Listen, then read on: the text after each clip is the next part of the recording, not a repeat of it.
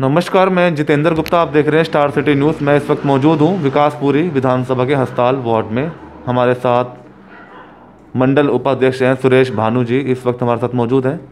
सुरेश भानु जी, आपका स्वागत है स्टार सिटी न्यूज़ में। मेरा आपसे पहला सवाल है सुरेश जी कि आपकी जो राजनीतिक जर्नी है भाजपा में, कैसे और कितने वर्षों से आपको जुड़ा? मेरी लगभग राजनीतिक जड़ें हैं जो है, मैं 6 क्लास में पढ़ता था। महावीर गणेश नगर में एडमिशन कर आया था। मैंने जो है पहली से 4 क्लास तक हरियाणा में की थी और हरियाणा से फिर मैं अपने चाचा के पास दिल्ली आ गया। दिल्ली आने के बाद मैं अपने गणेश नगर स्कूल के अंदर 5वीं क्लास में मैंने एडमिशन कराया। एडमिशन करवाया तो उसके बाद मैंने जो है 6 क्लास में जब मैं गया तो हमारे यहाँ चुनाव लड़ा था ओपी बब्बर जी ने। ओपी बब्बर जी ने चुनाव लड़ते वक्त उन्होंने पूरा समर्थन किया। उससे पहले हमारे एक आरएसएस के अधिकारी, हमारे यशपाल आर्य जी हमारे टीचर हुआ करते थे, जिन्होंने कि हमें रोज़ सुबह सुबह उठाकर ज़बरदस्ती हमें शाखा में लेके जाया था डिस्ट्रिक्ट पार्क के अंदर। और सनातन धर्म मंदिर में हमारी गुरु दक्षिणा होती थी। फिर हम उस टाइम से हमारे देश हित की बात करते हुए हमें एक ऐसा आरएसएस की तरफ से हमारा एक ऐसी भावना आई कि भाई एक जो संगठन है बीजेपी का, वो एक धार्मिक हिंदूवादी धार्मिक है बिल्कुल। मतलब कोई इसमें कोई छल कपट नहीं है। जब से हमारा दिल जो है, जब से हमारे खून के अंदर ऐसा हो गया कि जब भी हम अपनी आरएसएस की बात करते हैं या भारतीय जनता पार्टी की बात करते हैं तो हमारे खून के रोंगटे खड़े हो जाते हैं। तो जब से जब हम 6ठी क्लास में थे, 6ठी क्लास में जाने के बाद जब हमारा ओपी बब्बर जी का चुनाव हुआ तो हम वहाँ से उस टाइम अपनी स्कूल की वर्दी के साइन करवा के लेके आते थे उनसे। पैदल जाते थे, साइकिल से जाते थे, वहाँ से वर्दी के साइन वजीफ़ा जो मिलता था तो वर्दी फ्री स्कूल से फ्री ऑफ कॉस्ट मिलती थी। जब साइन होते थे जब मिलती थी, ऐसे नहीं मिलती थी। तो हम जब से ही 1992 से जब से होश संभाला, जब से राजनीति बीजेपी के अंदर कर रहे हैं। सर, इस कोरोना संकट में आपकी क्या सेवाएं रही जब प्रवासी मजदूर अपने घर की ओर लौट रहे थे? प्रवासी मजदूर जो लौटे उनको हमने बतेरा रोकने की कोशिश करने के बाद जितना ज़्यादा उनका सहयोग किया, रुकने का आसरा दिया। पार्टी की तरफ से हमने बहुत कोशिशें करी कि भाई रहो, आराम से रहो। और हमने जितने हमारे पास अपने मकान थे उनसे हमने रेंट भी नहीं लिया, उनसे हमने कोई रेंट नहीं लिया। और रेंट ना लेने के बाद भी उनकी जो हमने अपनी इस तरफ से खाद्य फूड की हमारी पार्टी की तरफ से जो भी योगदान रहा बहुत हमने किया, जितने बढ़ चढ़ के भाग लिया। सर, इस कोरोना वैश्विक महामारी के समय आप देख रहे हो कि एक तरफ किसान आंदोलन कर रहा है और एक तरफ एमसीडी 13,000 करोड़ घाटे में चल रही है, तो इसका सर इंसाफ किस तरह मिलेगा?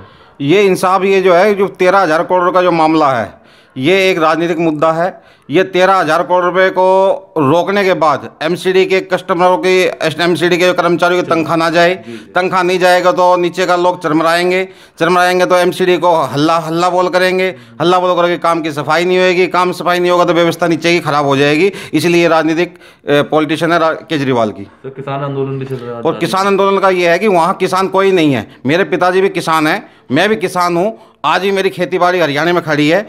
और होने के बावजूद भी मेरे पिताजी आज भी गेहूं बो रखी है और सरसों बो रखी है, कपास बो रखी है, लेकिन किसान को तो फुर्सत ही नहीं है अपने खेत से।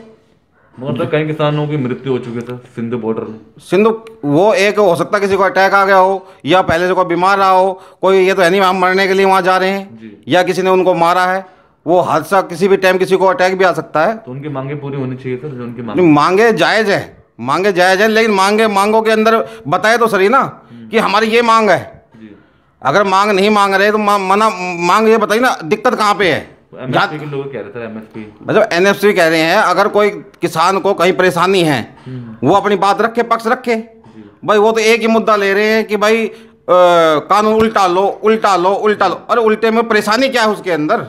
परेशानी तो बताए ना भाई, ये परेशानी है, किसान यहाँ इसमें खतरा है, उस खतरे को ठीक करेंगे। सर, आपकी विकासपुरी विधानसभा यहाँ के जो विधायक हैं और काउंसलर हैं यहाँ के, कैसा उनका रोल है अपने क्षेत्र के प्रति? काम कर रहे हैं, नहीं कर रहे हैं? जो यहाँ के एमएलए हैं आम आदमी पार्टी के, यहाँ अपना विकास कर रहे हैं वो। मतलब हाँ, महेंद्र यादव जी अपना विकास कर रहे हैं, जनता का विकास नहीं कर रहे कोई। वो सिर्फ अपने विकास में ज़्यादा लगे हुए हैं, अपना विकास के ऊपर ध्यान है ज़्यादा। क्या समस्या है सर आपके क्षेत्र में? क्षेत्र में सारी समस्या, कोई ऐसी समस्या है ही नहीं जाने। मैं भी आया हूं, काफी समस्या भाई साहब मैं बता रहा हूँ, ऐसी समस्या कोई नहीं जो समस्या ही ना हो। सारी समस्या यहाँ पे तो पानी की समस्या यहाँ है, रोड को पता ही नहीं चलता रोड कहाँ खड्डा कहाँ है, कब गाड़ी पलट जाए को पता नहीं है। तो सर दूसरी बार यहाँ से जीते हैं महेंद्र जी। महेंद्र जी जीता, महेंद्र जी ने अपना ही विकास किया अभी तक, जनता का कोई विकास का काम नहीं किया। कोई एक रोड नया बना कर नहीं दिखाया अभी तक। कोई रोड खड्डे में है या 7 साल हो गया कोई पानी का काम किया हो, कोई और अन्य काम किया, कोई काम ही नहीं किया। तो जनता ने उनको दोबारा वोट दिया, बीजेपी को क्यों नहीं वोट किया इस बार? बीजेपी ने वोट इसलिए नहीं दिया, बीजेपी को पहले से वोट फालतू मिला है, पहली कभी से वोट फालतू मिला है। और जो इनका जीतने का कारण यह है, लोगों को इन्होंने पानी फ्री देंगे, बिजली फ्री देंगे, लेकिन धोखे चिटिंग करके उन्होंने वोट उनसे ले लिए। लोग उनके झांसे में आ गए। दिल्ली की भोली भाली जनता है जो कि उनके झांसे में आ गई और फिर उनको वोट दे दिए। सर आपकी कोई इच्छा है, अगर आपकी कोई तैयारी चल रही हो आगे एमसीडी चुनाव को लेके?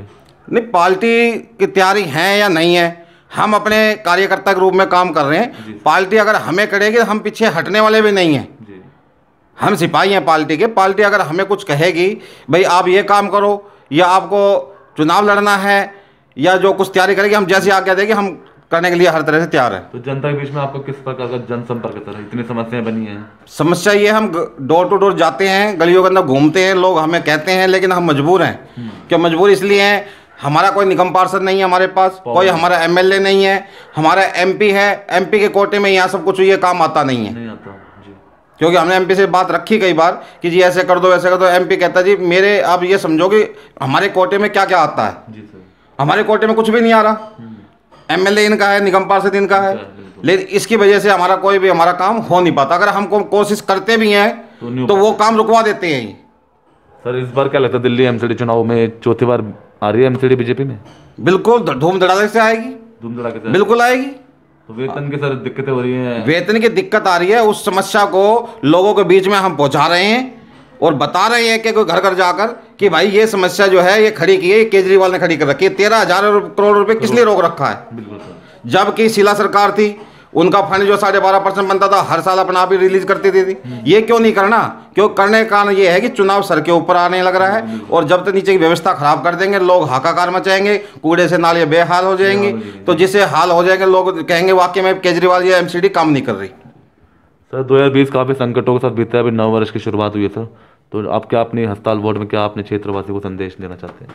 हम क्षेत्रवासियों को संदेश देना चाहते हैं कि हमारी जो बीजेपी पार्टी है बहुत ही संवेदनशील है, हर चीज़ को बड़े सोच समझ के काम करती है और व्यक्तिगत भावना इनकी इतनी अच्छी हैं, आप जितना कहें उतना कम है। धन्यवाद सर आपका स्टार सिटी न्यूज़ में समय देने के लिए। तो ये हमारी सीधी बात सुरेश भानु जी से, स्टार सिटी के साथ मैं जितेंद्र गुप्ता।